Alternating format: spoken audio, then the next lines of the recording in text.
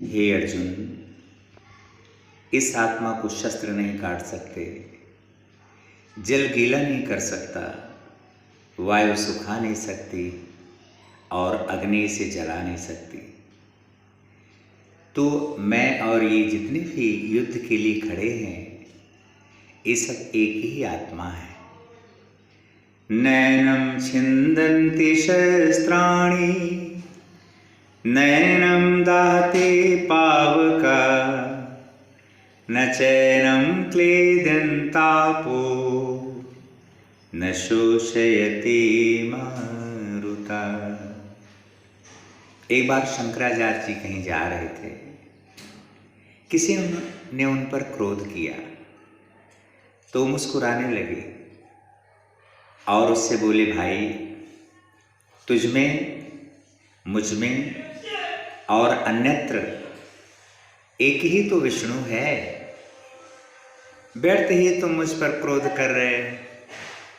समान चित्त वाले हो जाओ, सब जगह तुम ही तो है। अगर विष्णु का पद पाना चाहते हैं तो ये काम तो करना ही पड़ेगा।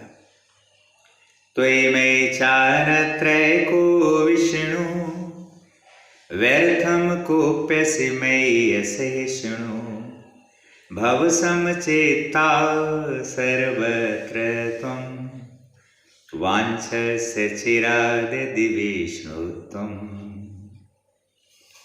अमर आत्मा, ये शरीर एक कपड़े है और इसके भीतर जो रहने वाला है उसे आत्मा कहते हैं। हम सभी अपने को आत्म स्वरूप समझें, बोध स्वरूप समझें, ज्ञान स्वरूप समझें, चैतन्य स्वरूप समझें। इसी आत्मा को गुरु नानक साहब ने अपनी भावना में व्यक्त किया है। एक ओंकार सतनाम कर्ता पुरुष निर्भय निर्वय अकाल मूरत अजूनी स्वयं भव। एक ही ओम का आकार है, उसी का नाम सत्य है, वही करने वाला है और उस आत्मा को जान लेने से निर्भयता आ जाती है।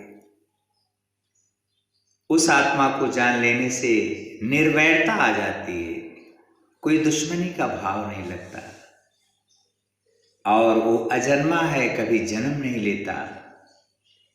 स्वयं हो, उसको किसी ने पैदा नहीं किया है, स्वयं से उत्पन्न। जैसे मणि का प्रकाश स्वयं प्रकाशित है, सूर्य का प्रकाश स्वयं प्रकाशित है, ऐसे ही आत्मा का प्रकाश स्वयं प्रकाशित है। अमर आत्मा सच्चिदानंद मैं हूँ, शिवोहम शिवोहम शिवोहम शिवोहम। गोसाई जी कहते हैं, सो अहम अस्मि इतिवृत्ति अखंडा। मैं वही तत्व हूँ, ऐसी अखंड वृत्ति हो जाए। सो अहम अस्मि इति वृत्ति अखंडा, दीप शिखा सोई परम प्रचंडा। जैसे चिता की आग होती है, उसको जब लग जाती है तो मुख से उसको बुझा नहीं सकते प्रचंड अग्नि बोलते हैं उसको। ऐसे अपनी आत्मा की आग मन में अगर लग जाए कि मैं आत्मा हूं, मैं सच स्वरूप हूं, शक्ति स्वरूप हूं, तो कोई उसे बुझा नहीं सकता। सो अहम अस्मि इति वृत्ति अखंडा, दीप शिखा सोई परम प्रचंडा। सहज प्रकाश रूप दिन राती, नहीं कछु चाहिए दिया घृत बाती। अंदर जब आत्मा का प्रकाश प्रकाशित होने लगता है तो बाहर का दिया, बाहर की बत्ती, बाहर का तेल, इसकी आवश्यकता नहीं पड़ती। बाहर तो एक प्रतीक है दीपक जलाने का, लेकिन अंतःकरण में जब दीपक जलने लगता है, अपने स्वरूप को हम एहसास करने लगते हैं, तो सहज प्रकाश रूप दिन राति, रात दिन प्रकाश रूप रहता है। और नहीं कछु चाहिए दिया घृत बाती, बाहर से कोई दिया घृत बाती की आवश्यकता पड़ती नहीं। तो सतगुरु आते हैं सत्संग के माध्यम से, अपनी वाणी के माध्यम से हमारे वास्तविक स्वरूप को बताते हैं कि तुम्हारा वास्तविक स्वरूप क्या है, रियल नेचर क्या है, रियल फेस क्या है, रियल होम क्या है। तुम अपने घर में जरूर आ जा, खुदी के बदले खुदा को पा जा।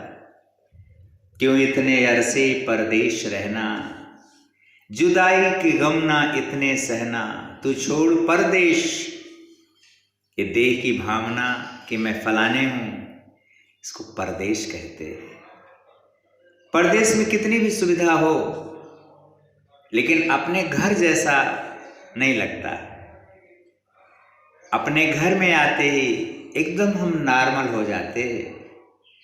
ऐसे ही मन जब अपने घर में आता है, अपने को आत्मा समझता है, ईश्वर का अंश समझता है, तो एकदम आनंद में आ जाता है। न कोई चिंता, न कोई फिक्र। ईश्वर अंश जीव अविनाशी, चेतन अमल सहज सुख राशि। हम ईश्वर के अंश हैं, चैतन्य हैं। इस शरीर और संसार पूरा जड़ है, जड़। जैसे बिना चेतन की जड़ एक्टिव नहीं होते, ऐसे ही अपने को शक्ति स्वरूप जान करके इस शरीर को चलाए ना। चैतन्य और अविनाशी हैं।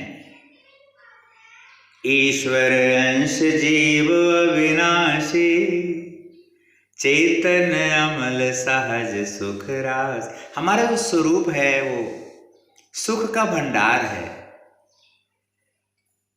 हम अनजानेपन के कारण बाहर से सुख ढूंढते हैं, घर से, परिवार से, धन से, शरीर से। इसमें सुख नहीं है। हम सुख स्वरूप है जब अपने को जान लेते हैं। You know the truth and truth will make you free.